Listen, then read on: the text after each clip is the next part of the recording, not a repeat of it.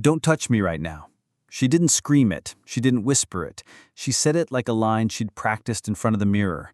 I froze mid-motion, one hand suspended in the air above the curve of her shoulder. And in that second, it hit me. I hadn't touched my wife in 47 days. Not a brush of fingers by accident, not a knee grazing hers on the couch, not even a sleepy, half-conscious embrace in the dark. Nothing. 47 days. She was wearing the navy hoodie I bought her last Christmas. Her hair was damp. There was a scent on her, not mine, someone else's cologne. I stepped back, not out of anger, but because I suddenly felt like an intruder, like I'd wandered into a stranger's home by mistake. The walls were still the same beige, the kitchen tiles still chipped, the living room still bore the oil stain from when I spilled pad thai 3 years ago. But the woman standing there? No. This wasn't the same person who once fell asleep in my lap watching nature documentaries. She turned, as if nothing had happened, and opened the fridge. "We're out of oat milk," she said. "Can you grab some tomorrow?" I didn't answer. That's when I saw her phone light up on the counter. A message preview. "Still thinking about this morning. You're unreal." No name, just a heart emoji. She didn't see me read it. She didn't even notice I was still there. I walked out the front door without a word, past the mailbox I'd painted for her birthday, past the car she once told me not to park too close to the hedge. I kept walking until my legs burned and my throat tightened. That night, I slept in the guest room. She didn't ask why. The next morning, she posted a photo of her coffee on Instagram with the caption, "New Beginnings." I hadn't left yet, but she had. That was the day I stopped waiting for her to come back. That was the day I started preparing her ending, because if she thought "don't touch me right now" was a boundary, she had no idea what I was capable of once I stopped begging to be loved. She didn't knock on the guest room door that night. I waited like a fool.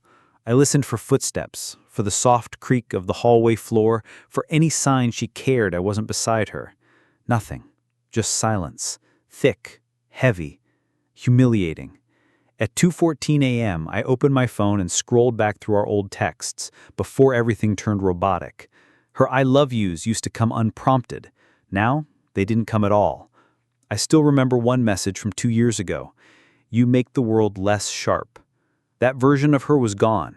Whoever remained was sharper than ever, razor-edged, cold, clinical, like everything was being dissected without anesthesia. And I was the experiment. The next morning she hummed in the kitchen, actually hummed, a pop song, cheerful. I sat on the edge of the guest bed, listening, wondering if I'd dreamed the night before. Then I heard her phone vibrate. Not once, not twice, 5 times. I counted. She was laughing on the call by the 3rd ring, quietly, but laughing. Not like when we used to laugh at dumb rom-coms or our failed salsa attempts. This laugh was different, careless. Like someone had reached in and twisted something sacred. That's when it stopped being about jealousy. It became about truth. I didn't confront her. That would have made me just another obstacle in her day. Instead, I started documenting. I saved screenshots, took photos of her phone screen when it lit up, synced her calendar to my tablet when she wasn't looking. I didn't know what I was looking for yet, but I knew I needed proof. Not for the courts, not even for friends. I needed myself to believe I wasn't crazy. The next Friday, she told me she was going to an art class downtown, said it was a 3-hour workshop on watercolor technique. I offered to drive her. She smiled too sweetly and said, "No need, babe. You'd be bored out of your mind." Babe, a word she hadn't used in months. It landed like acid. So I followed her, waited 30 minutes after she left, took my car, kept a safe distance, tracked her through traffic until she pulled into the side parking lot of a boutique hotel called the White Fern. I watched from across the street as she got out. She wasn't carrying paint supplies. She was carrying lingerie. I recognized the little red bag from the boutique she used to avoid because it was too flashy. A man in a charcoal blazer opened the door before she could even knock. He didn't look like someone she just met. He looked like someone who already knew the color of her bedroom walls. I didn't go in. I didn't make a scene. I just took one photo, one single image of them together at the door, her smiling like she hadn't smiled at me in 2 years. That picture would burn in my skull. but it was also saved to 3 cloud accounts, just in case I ever doubted my memory or needed to prove I wasn't the insane one. When she came home later that night, her hair still damp, she looked at me sitting at the dining table like I was a misplaced decoration. "How was your class?" I asked, voice calm. She said, "It was expressive." She carefully set her phone down. "We painted roses." I looked her straight in the eyes. "Funny, you came back without your paintbrush." For a second, I thought her expression cracked, just a second. Then she smirked, turned away, and said, "You're reading into things again." I didn't respond. I stood up, grabbed my jacket, and walked out. Not forever, just long enough for her to think maybe I was done trying. The next day, she cried. Not in front of me, of course. But I saw it, in the security footage I'd installed outside the house 2 weeks earlier. She was standing on the porch, staring at the driveway, wiping her eyes like someone realizing the foundation was crumbling. She had no idea it wasn't over, not by a long shot.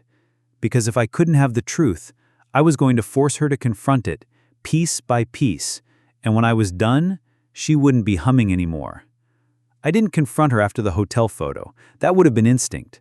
Slap the truth on the table, demand an explanation. But I wasn't interested in explanations anymore. I wanted her to reveal it. I wanted to watch her unravel, not out of cruelty, but because after years of shrinking myself to fit her expectations, I needed to see what happened when I stopped holding everything together. So I began a game. Silent, precise, controlled. And she didn't even know she was playing. First, I canceled the automatic grocery orders.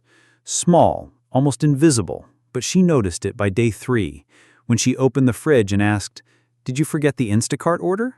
I shrugged. Probably. That night, she ate dry cereal and said nothing. One crack. Then I stopped replying to her texts. Nothing dramatic, just delayed. Hours, sometimes all day. Always polite. "Sorry, had a busy afternoon. Didn't see your message until now." She started asking, "Is everything okay?" I'd respond vaguely, "Just tired." But the real shift came when I stopped asking her anything. No, "How was your day?" No, "What do you want for dinner?" I became a mirror, reflecting whatever energy she gave me. And when she realized the spotlight wasn't on her anymore, she started flickering, desperate for a reaction.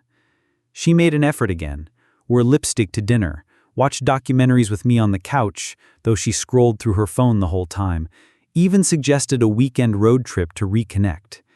That's when I knew. She could feel it, the distant vacuum of me stepping out of the role of the emotionally available husband, the one who forgave, who asked, who tried. That version of me, the one who buffered her guilt, he was gone, and without him, she didn't know who she was. But the best move was the one she never saw coming. I printed the photo of her and the man at the hotel, not digitally. I had it developed, matte finish, and slid it inside a blank birthday card. No message, just the image. Then I waited. The perfect moment came a week later. She told me she was going to a coworker's baby shower, dressed up, wore perfume she hadn't touched in months, left in a rush. I placed the envelope in her makeup drawer, second layer down, not hidden, just enough out of sight that she'd find it when she was alone, reapplying mascara somewhere private. I didn't want confrontation. I wanted her to sit with it. That same day, I packed a bag and drove 3 hours north to my cousin Warren's cabin. No note, no turned-off phone. I simply became unreachable. I wanted her to sit with that image of herself walking into a hotel with a man whose name I never needed to know. I turned my phone off once I arrived. No laptop, no distractions. Just logs to burn and silence to think. For 2 full days, I existed off the grid, letting her spiral. I imagined her tearing through the house, checking voicemail, maybe calling my coworkers. I imagined the moment she found the envelope, opened it, saw herself. Not a selfie, not something she could filter or explain away. Raw proof. When I turned my phone back on, there were 12 messages, 6 messages. The first 4, mild. "Hey, just checking in. Where are you?" Then, "Did you go through my things?" Finally, "Please call me." I didn't respond. I wasn't ready yet. The next day I came home like nothing happened. She was standing in the doorway, barefoot, eyes rimmed in red, but she didn't cry in front of me. She never did. "Why would you leave that photo like that?" she asked, voice thin. I walked past her, hung up my coat. I figured this one wouldn't disappoint. She followed me into the kitchen, firing questions I didn't answer. How long have you known? Did you follow me? Are you going to tell anyone? Her voice was quick, strained, afraid not of me but of what might come next. I didn't yell, didn't accuse, just said, "There's nothing to tell. You already lived it." Then I poured myself a glass of water and left her standing there, because the unraveling had only just begun. That night she tried to reclaim control, subtly. She cooked dinner, something she rarely did anymore. Set the table for two like nothing had happened. Chicken marsala, candlelight, cloth napkins. I watched her light the wick with trembling hands, sit across from me like this was some twisted date night, like the ghost of our old life could be summoned if she just performed the routine well enough. I didn't speak. Ate slowly, deliberately, every bite mechanical, like chewing through drywall. Halfway through, she said, "So, you've known for a while." Not a question, an admission, testing me, waiting to see how deep the knife had gone. I set my fork down. "Since the first time you told me you were tired, but your hair was freshly washed and your phone was dead silent." She flinched. Not dramatically, just enough for me to see the crack in her mask. Nodded slowly, pushed food around her plate, then whispered something she hadn't planned to say out loud. I thought I could control it, that it would stay small. She couldn't even name it. Not a mistake, not infidelity, just it. As if naming it would make it real. I didn't respond. I wasn't her priest. Later that evening, I found her sitting on the floor of our walk-in closet, knees to chest, staring at the shoebox where she'd kept old letters for me, letters I hadn't seen in years. She didn't touch them, just stared, like it held some ancient version of herself she'd lost the password to. I never wanted this to become war. I didn't think it would hurt you this way. That was the moment. The moment I realized she'd convinced herself this wasn't violent. That stepping out of the marriage, lying, sleeping with someone else, pretending to still love me, none of it counted as cruelty, because she'd been quiet about it. So I asked, "When did you stop believing I mattered?" Her head snapped up. "That's not fair." "No," I said, folding my arms. "Do you think I didn't notice when you stopped asking how I slept? When you left the room every time I tried to talk about anything that wasn't your life? I didn't stop caring. So why'd you give yourself to someone else like I was just a roommate with a mortgage?" Silence. Then finally she whispered, "Because I wanted to feel wanted." It didn't surprise me. What surprised me was how little it hurt to hear. The next morning I found her car keys still on the hallway shelf. She hadn't left. Hadn't gone to work. Instead, she sat on the back porch in the same hoodie, drinking toffee, staring at the yard like it had answers. I watched her through the blinds. That's when I made my second move. I contacted the leasing office for the apartment complex across town. 1 bedroom, corner floor, no shared walls. I didn't ask to see it. I wired the deposit and signed the agreement under my middle name, quietly, without ceremony. That same afternoon, I packed a single suitcase, just essentials. Left the rest. The shirts she never folded, the shoes she used to tease me for keeping too long. Left the wedding photo on the hallway wall, untouched. Didn't even flip it down. It didn't deserve the drama. No note this time. Just one thing. A small envelope on her pillow. Inside, a printed screenshot of a bank transfer. Half of the joint savings, down to the cent. Beneath it, "This is what fairness looks like." I walked out without a sound. No slamming doors, no dramatic music, just the click of the handle, the soft hush of goodbye. And I swear, as I pulled out of the driveway, I didn't feel like I was leaving home. I felt like I was finally stepping into it. When I left, I didn't expect silence. I thought there'd be texts, calls, maybe a voicemail with carefully chosen words like regret or mistake. But the first 48 hours, nothing. No contact, no notifications. Just the low hum of solitude in that small corner apartment. Beige walls, leaky faucet, no memories baked into it yet. And that was the strange part.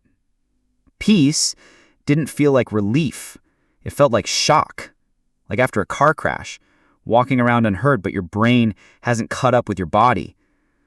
I kept expecting her to come through the door, still in that oversized hoodie, still smelling like cologne that wasn't mine, but she never did. And I realized something. Darla, yeah, I'll use her name now, wasn't looking for me. She was waiting to see if I'd come crawling back. She'd mistaken silence for hesitation. What she didn't know was that I wasn't deciding. I was watching. 2 days after I left, she finally reached out. Not a message, not a call, a photo. Her in the backyard, barefoot, wind catching her hair just enough to look cinematic. Caption, still standing. I stared at it. 12 likes. One comment, Ames_Manning89. You always were. I clicked the name, private profile, but the profile picture, charcoal blazer, hotel doorway, the same man who'd held that red bag for her, frozen in my phone's memory, now commenting openly like he won something. What disturbed me wasn't the comment, it was that she left it up, visible, untouched. She was testing me. Or worse, she didn't care. I didn't react, let it sit. But I started planning again. I knew she'd check the bank activity, see the split, wonder where my half went. So I opened a new account, moved the money, then sent one final transfer to a name she hadn't seen in years, my sister, the one Darla always called too dramatic and judgmental. Funny how judgmental people turn out to be useful when you're dealing with liars. What Darla didn't know was that my sister had been watching everything, and she was angry. Not for me, but for the years she'd spent biting her tongue while watching her brother slowly erased by someone who performed affection like a script. I gave her access to the old hard drive, the one I'd backed up, screenshots, GPS records, emails I'd recovered from the trash bin before Darla wiped them clean. Then I waited, because Darla wasn't just careless. She was arrogant. The next night, at 2:12 a.m., my phone buzzed. One message. No greeting. What did you do? No punctuation, no signature. I smiled, because I hadn't done anything. Not yet, but someone else had. My sister had posted an anonymous thread on a popular relationship forum. When you discover your sister-in-law's affair, and she still plays the victim. She didn't name Darla. She didn't need to. The details were there.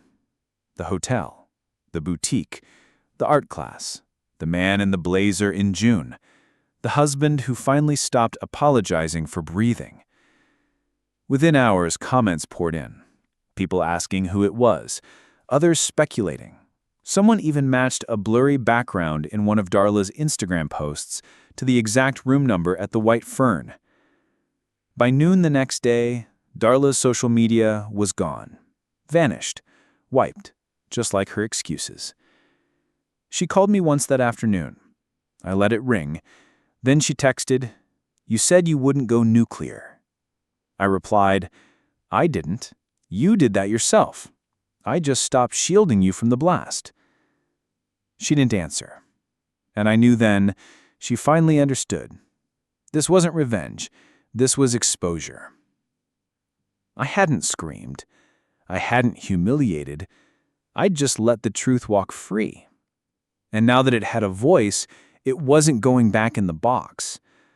The first time she knocked on my apartment door, I didn't open it. Not because I was bitter, not to prove a point. I didn't open it because I wanted her to feel, just for 1 minute, what it was like to be on the outside of something she used to own. She stood there for almost 15 minutes.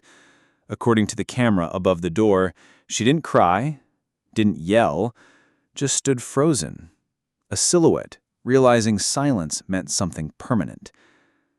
She didn't return the next day, but the world returned to her. Screenshots of the thread reached people we both knew, quiet coworkers, distant family. Even her Pilates instructor sent me a message. "I'm sorry. I should have said something months ago." That hit harder than it should have. Not because I needed confirmation, but because it meant people had seen it happening and assumed I either knew or didn't want to know. That's the thing no one tells you about betrayal. It's not just the person who lies to you that hurts, it's all the people who watch them do it. The silence of witnesses can feel louder than the crime. But I didn't react, didn't post, didn't reply. I let Darla spiral in the vacuum she created, because every move she made now was visible. I'd stopped shielding her, and without my silence to protect her reputation, the cracks were all anyone could see. 3 days after the threat exploded, she called again. I answered. Her voice was flat, like talking through a wall of smoke. You think this makes you look strong? I didn't respond immediately, let the question hang. Then, no, I think it makes me look honest. She scoffed, hollow. Do you know how much I've lost in a week? You mean attention? That landed. She went quiet. Then, you're acting like you never made mistakes. And that's the line I remember most. Not the defensiveness. Not the failed accusations. Just that. You're acting like you never made mistakes. As if her betrayal was some balance to sins I'd never committed. I asked, what exactly did I do wrong, Darla? Did I forget to change your oil? Not notice your new haircut fast enough? Did I love you too quietly while you ran out of reasons to respect me? No answer.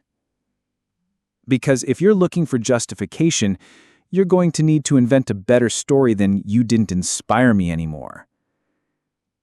The silence after that wasn't uncomfortable. It was clean. Surgical. Then she said something that surprised me.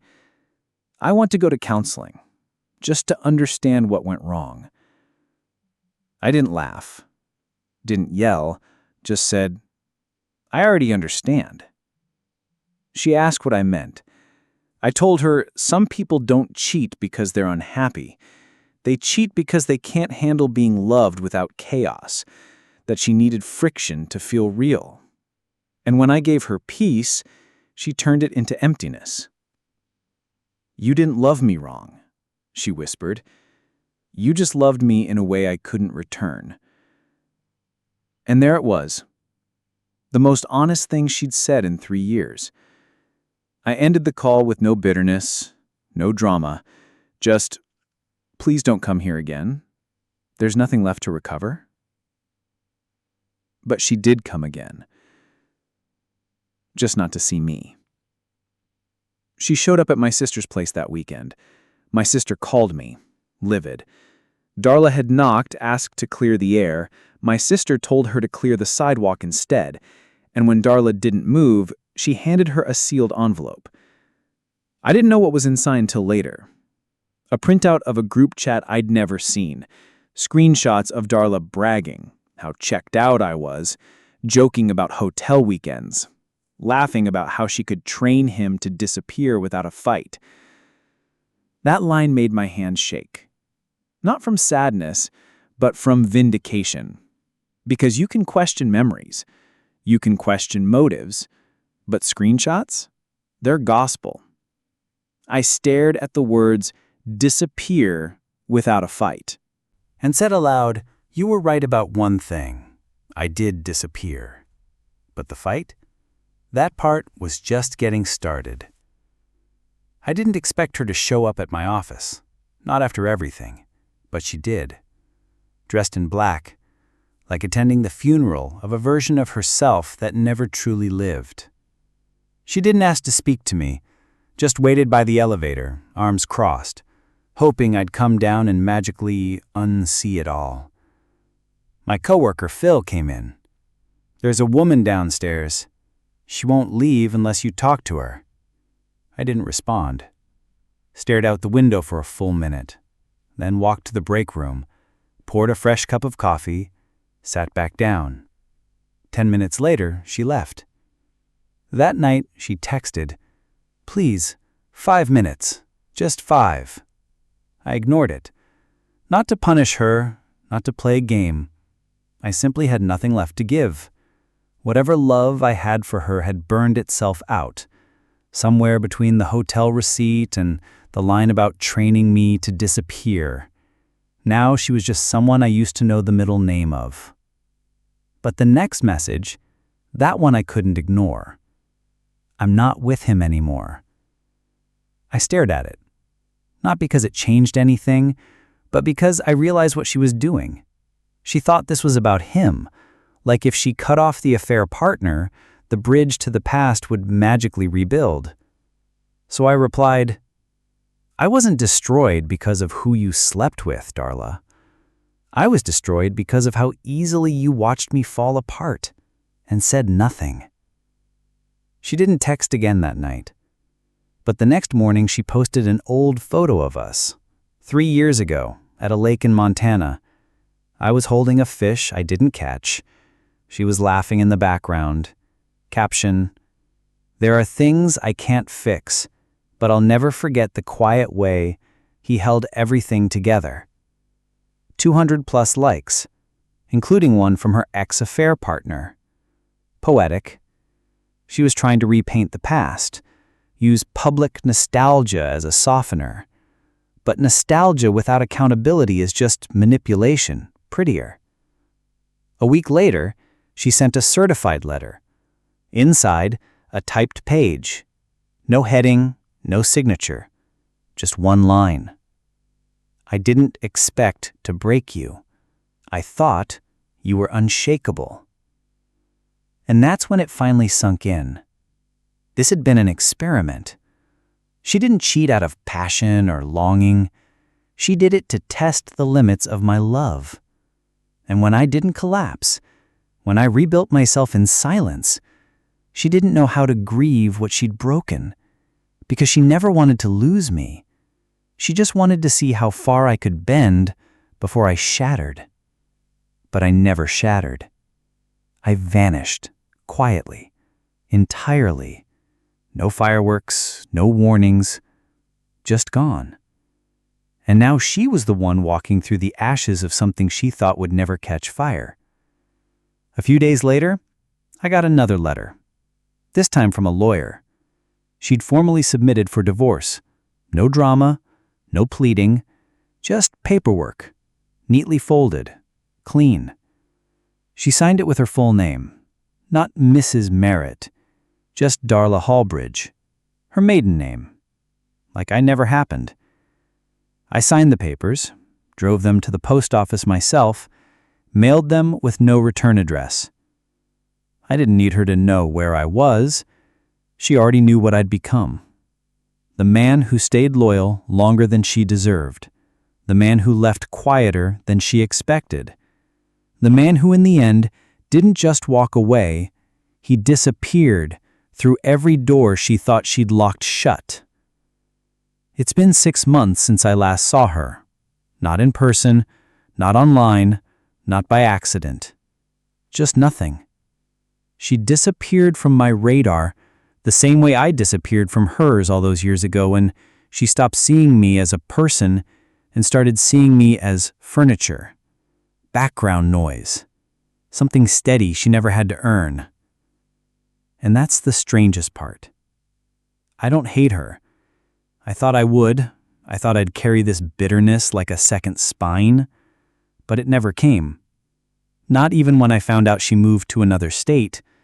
Not even when a mutual friend told me she started seeing someone new, quietly this time, no posts, no drama. She finally learned the cost of being careless with someone's soul, but by then I'd already healed more than I expected. Because something changed in me after I signed those papers. Not dramatically, not like in the movies, no euphoric moment, just a slow, quiet return to myself. The self I hadn't seen in years. The man who used to laugh without waiting for permission. The man who made pancakes at midnight just because the craving hit. The man who used to paint in the garage even though he wasn't any good at it. I started painting again. Bad landscapes, mostly sunsets that looked like melted sherbet, trees with too many branches, but I loved it. It reminded me that doing something purely for joy is an act of rebellion in a world that teaches us to measure everything. I made new friends, not the kind who ask, "What happened?" but the kind who ask, "What's next?" One of them, Mallory, runs the bookstore near my new place. I met her when she caught me rearranging books by color instead of genre. She didn't get annoyed. She laughed and said, "I do that when I'm avoiding something too." We started talking, then walking, then sharing things we didn't even know we still remembered. I told her about the divorce on the second week. I didn't want to pretend I was anything other than exactly what I was, someone healing. She didn't flinch, just nodded and said, "You don't look broken. You look rebuilt." That line stayed with me, because for the first time in a long time, I did feel rebuilt. Not glued together, not patched, just whole. Differently shaped, but whole. Last weekend, I visited that same lake in Montana where Darla and I once took that photo. Not for nostalgia, just because I needed to prove to myself I could return to the scene without carrying the weight of her with me. And I did.